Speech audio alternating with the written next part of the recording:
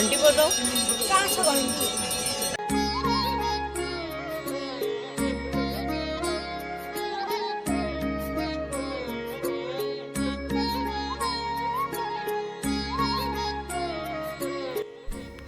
Hello नमस्ते, म फेरि पनि आइसकेको छु अर्को नयाँ भिडियो लिएर सुन्दर सहर काठमाडौँबाट।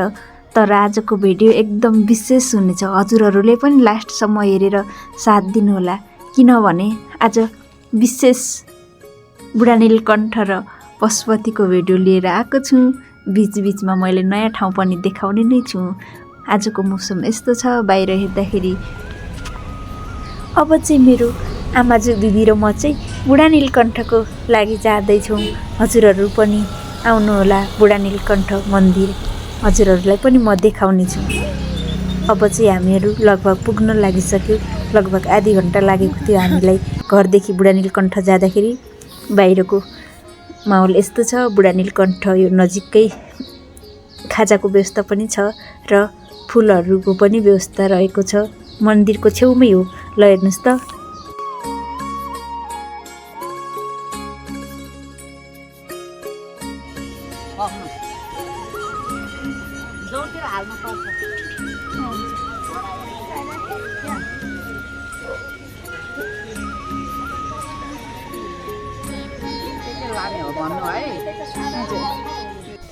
अब चाहिँ हामी पूजाको सामान किनेर मन्दिरतर्फ जाँदैछौँ। ल हेर्नुहोस्, हामीले पूजाको सामान पनि किनेर दिदी र म चाहिँ गयौँ। अनि त्यहाँ फुल टिप्दै गरेको देखेँ, अनि मैले पनि एक दुईवटा फुल टिपेँ, किनभने यो फुल एकदम राम्रो हुन्छ अरे भगवान् विष्णुलाई चढाउँदा, त्यसैले मैले पनि फुल टिपेँ। काठमाडौँको शिवपुरी पहाडको फेदमा अवस्थित बुढा नीलकण्ठ मन्दिर, जसलाई नारायण थान पनि भनिन्छ, यो नेपालको एक प्रसिद्ध ऐतिहासिक हिन्दू मन्दिर पनि हो। त्यहाँ जलाशयमा नारायण भगवान् सुतिरहेको एउटा ठुलो विशाल शिलामूर्ति छ। हामीले त्यसै मूर्तिलाई पूजा आराधना गर्ने गर्छौँ। हामीहरू बिहान छिट्टै पुगेको हुनाले एकछिन लाइनमा बस्यौँ। लाइनमा बस्दाखेरि भगवान् विष्णुको नित्य पूजा पनि हेर्ने हामीले अवसर पायौँ। भगवान्जीलाई यसरी सिँगार पटार गरेर साना बालकहरूले नित्य पूजा गर्ने गरिँदो रहेछ यो मन्दिरमा।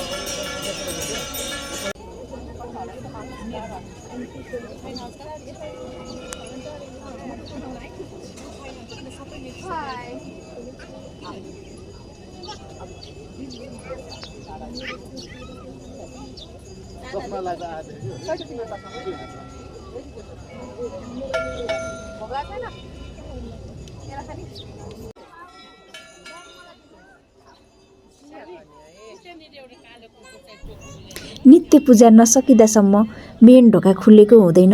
अब चाहिँ नित्य पूजा सकेपछि अब लाइन चाहिँ अगाडि सर्दैछ, हामीहरू पनि लाइनमै छौँ। यो मन्दिरमा भित्रबाट फोटो भिडियो बनाउन मनाइ छ, त्यसैले बाहिरबाट नै बनाएको छौँ हामीहरूले। यो मन्दिरको स्थापना चाहिँ 5औं शताब्दीको लिच्छवीकालीनसँग सुरुवात भएको मानिन्छ। यो मन्दिर एउटा ठुलो ढुङ्गाको मूर्ति हो, जुन एकै शिलाबाट बनेको मानिन्छ। यसको किंवदन्ती पनि छ। यो मन्दिरको विशेष किंवदन्ती अनुसार एक किसानले आफ्नो खेत जोत्दै हलोमा ढुङ्गा ठोकिएर रगत बगेको देखेपछि यो मूर्ति फेला परेको विश्वास पनि गरिन्छ। यो मन्दिर हिन्दू र बौद्ध धर्म दुवैको लागि पवित्र स्थान हो। कार्तिक एकादशी हरिबोधिनी एकादशीमा यहाँ ठुलो मेला लाग्ने गर्छ र भगवान विष्णु निद्राबाट बिउजिने विश्वास पनि गरिन्छ।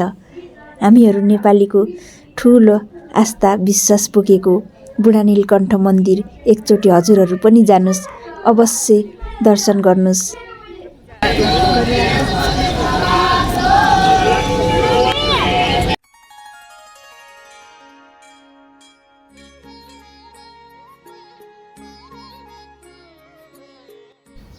हामीले पूजा गरिसकेर बाहिर आइसक्यौँ। बाहिर हेर्नुस्, मौसम यस्तो छ, पानी पर्ला पर्ला जस्तो छ। घाम कति पनि लागेको छैन, अलिकति मात्रै उज्यालो देखिएको छ घामको किरणले। अनि यसपछि यहाँ परेवा हेर्नुस् न कति धेरै। त्यसपछि म परेवा उडाउन गएँ। यो चाहिँ शिव भगवानको मूर्ति। ल हेर्नुस्, घाम कहीँ छैन। अब हामीहरू चाहिँ एकछिन पूजाआजा गरेर बाहिर निस्किन लागिसक्यौँ। निस्किने बेला देख्नुहुन्छ यहाँ ठुलो बोर्डमा लेखिएको छ बुढा नीलकण्ठ मन्दिर। भगवान नारायण मस्त निद्रामा हुनुहुन्छ जस्तै लाग्छ। एकछिन उठ्नुहुन्छ कि जस्तो लाग्छ। बाहिर पूजा पसलहरू,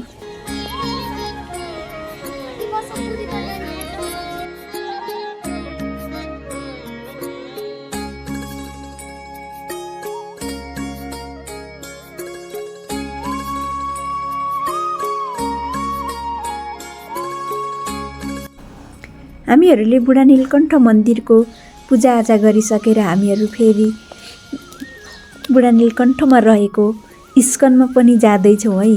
इस्कन पनि एकदम सुन्दर, शान्त, आध्यात्मिक वातावरणमा रहेको एक प्रमुख राधाकृष्ण मन्दिर हो। मलाई त एकदम आनन्द लाग्छ।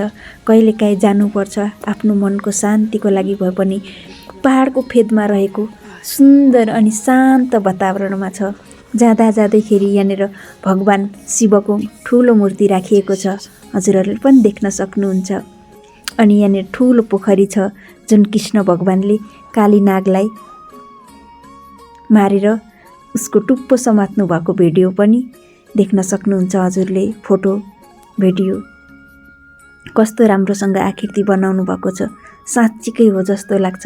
अनि यतातिर भगवत गीताको बुकहरू पनि राखिएको छ, हजुरहरूले पनि लिन सक्नुहुन्छ गएर। मैले चाहिँ पहिला नै लिइसकेँ। त्यसपछि हामीहरू चाहिँ सिधै भित्र गयौँ। आज चाहिँ भजन कीर्तन सकिसकेको थियो, किनभने हामीले बुढा नीलकण्ठमा धेरै समय लगायौँ। त्यसपछि त्यहाँको आरती सकिसकेको थियो, त्यसैले हामीले आरती चाहिँ भ्याउन गर्न पाएनौँ। तर दर्शन गर्न भए पनि एकछिन मन्दिरमा बस्यौँ, माला जप गऱ्यौँ। अनि त्यसपछि हामीहरू फेरि बाहिर निस्किँदैछौँ। बाहिर हेर्नुस्, 1 गतेको लागि निमन्त्रणा पनि छ। हजुरहरू पनि आउन सक्नुहुन्छ। इस्कन एकदम शान्त छ। यहाँ चाहिँ नियमित रूपमा पूजा आरती र भजन कीर्तन भइरहन्छ।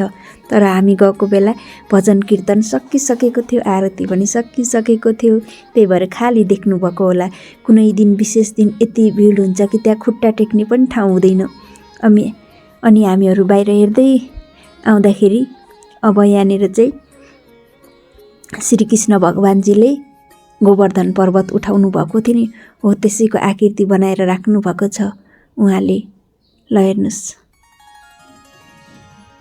कस्तो राम्रो।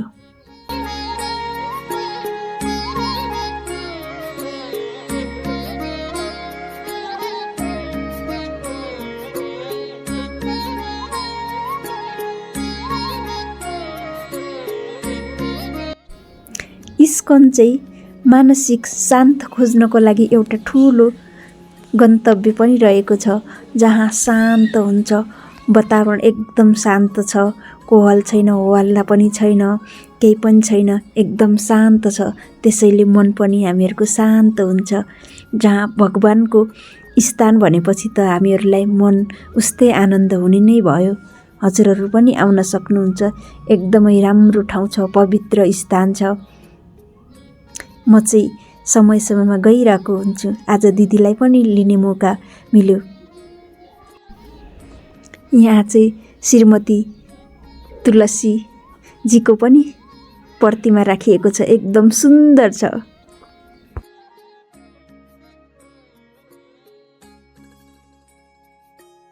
भिडियो बन्दैछ दिउँसोको 12 बजेबाट। बाहिरको मौसम यस्तो छ, घाम पनि लागिरहेछ, हल्का हल्का बादल पनि लागिरहेको छ। अनि बुढा नीलकण्ठको अवस्था यस्तो छ। यहाँ देख्न सक्नुहुन्छ ठुलो मयूर र हात्तीको प्रतिमा पनि बनाएर राख्नु भएको छ। कस्तो सुन्दर छ कि। तर यहाँ भित्र जान चाहिँ पाइँदैन, बन्द गरेको थियो। त्यहाँभित्र जान पाइँदैन, टाढैबाट देखेको।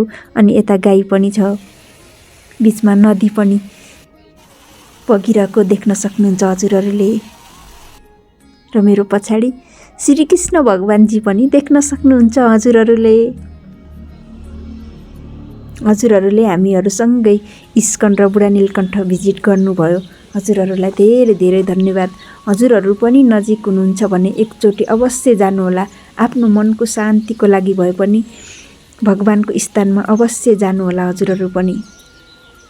जीवन स्वस्थ भयो भने मन पनि सफा हुन्छ। त्यसैले हामीहरू जिन्दगीमा स्वस्थ रहनुहोस्, मस्त रहनुहोस् अनि व्यस्त रहनुहोस्। दिदी र म चाहिँ घुमेर आयो। अब चाहिँ हजुरहरू पनि गएर आउनुहोला। हामीहरू मन्दिरबाट घर पुग्ने बेलासम्म यस्तो पानी परिरहेको छ, हेर्नुहोस् त, यस्तो पानी पर्दैछ बाहिर मौसम। अनि हाम्रो घरको वरिपरि पनि हेर्नुहोस् न कस्तो राम्रो कलर लगाइदिनु भएको छ। यो चाहिँ सरकारले लगाइदिनु भएको हो है, सबैको घरको वालहरूमा लगाइदिनु भएको छ। हामीहरू मन्दिरबाट आएर खानासाना खाएर एकछिन रेस्ट गऱ्यौँ। पानी परिरहेको थियो।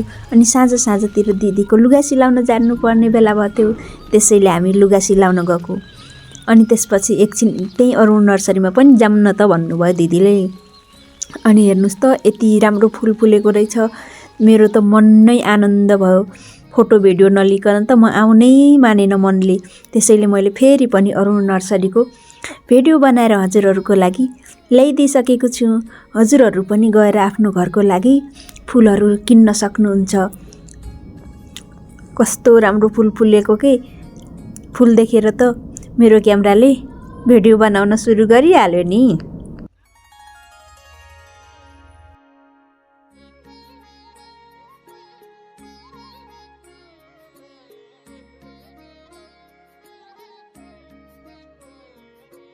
म चाहिँ हिजोको भिडियो फेरि कन्टिन्यू गर्दैछु। आज पनि अर्को दिन हामीहरू फेरि नयाँ भिडियो लिएर आइसकेको छु। जुन यो भिडियो चाहिँ पशुपतिको हुनेछ। ल हेर्नुहोस् घाम कस्तो राम्रो लागेको छ। सायद बिहानको 7 बजिसकेको थियो हामीहरू मन्दिरभित्र पुग्दाखेरि। बिहानै जाने भनेको अलि ढिलै भयो, त्यही भएर घाम झलमल्ल लागिसकेको रहेछ। बाहिर हेर्दाखेरि कति राम्रो। बिहानदेखि भक्तजनहरूको यति भिड हुन्छ कि पशुपतिमा कल्पना पनि गर्न सकिन्न। ल हेर्नुहोस् मान्छेहरूको भिड आउने जानेको। हामीले यता पूजाको सामान लिएर अब हामीहरू पनि मन्दिरभित्र जाँदैछौँ। यो चाहिँ काठमाडौँको पशुपतिनाथ। हामी चाहिँ अहिले पशुपति मन्दिर जाँदैछौँ। दिदी एकछिन हेर यहाँ।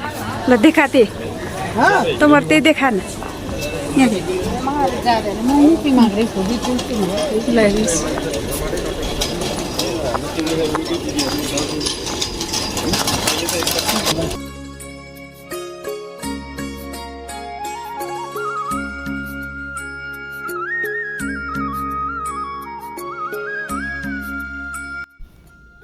काठमाडौँको बागमती नदी किनारमा अवस्थित पशुपति मन्दिर हिन्दूहरूको प्रमुख आराध्य देव शिवको एक अत्यन्त प्राचीन र पवित्र मन्दिर हो।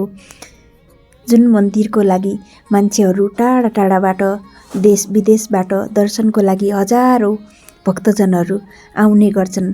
र शिवरात्रिमा भने चाहिँ एकदम विशेष भव्य ठुलो मेला लाग्ने गर्छ। पशुपति दर्शनको लागि भए पनि मान्छेहरू शिवरात्रिको मौका पारेर धेरै भक्तजनहरू साधु सन्तहरू आउने गर्छन्। हजुरहरू पनि काठमाडौँ आउनुभएको छ भने एकचोटि पशुपति मन्दिर अवश्य पुग्नुहोला। मन्दिरको नामबाटै अर्थ बुझ्न सकिन्छ। हामीहरू चाहिँ मन्दिरमा पुगिसक्यौँ। भित्र फोटो भिडियो बनाउन मनाइ छ, त्यही भएर बाहिरको मात्रै फोटो भिडियो बनाएको छु मैले। हामीहरूले भित्र दर्शन गरेर बाहिर पनि आइसक्यौँ। बाहिर हेर्नुहोस् न, हामीहरू भित्र पुगिसकेपछि बाहिर यति धेरै मान्छेहरू। त्यसपछि यहाँ परेवाहरूको लागि दाना दिने गर्नुहुन्छ, जहाँ हजारौँ परेवाहरू दाना चारा खानको लागि बसेको हुन्छन्।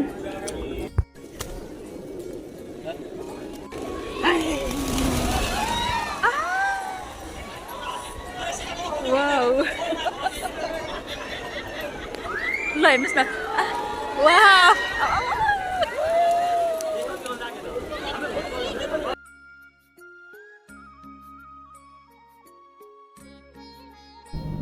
हामीहरूले पशुपति मन्दिरको दर्शन गरिसकेर बाहिर आउँदै थियौँ। बाहिर आउँदाखेरि यहाँ हेर्नुहोस् न, रुद्राक्षको माला, पोतेको मालाहरू कति राम्रोसँग देखेर मैले सानो भिडियो पनि लगिसकेँ। हजुरहरूले पनि पशुपति गएपछि प्रसादको स्वरूप माला पोतेहरू लिन सक्नुहुन्छ। दिदीले पनि माला लिनुभयो।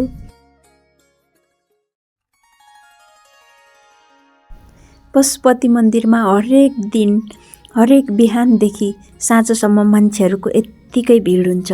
हामीहरू लगभग 9:30 बजिसकेको थियो बिहानको। त्यति बेला पनि हेर्नुहोस् न, मान्छेहरूको उत्तिकै भिड छ। बिहान 6 बजेदेखि रातिको साँझ आरती हेर्नेको पनि यत्तिकै भिड हुन्छ। पशुपतिमा एकचोटि पनि भिड नभएको त दिन नै हुँदैन, तर विशेष दिनमा भने चाहिँ विशेष भिड नै हुन्छ।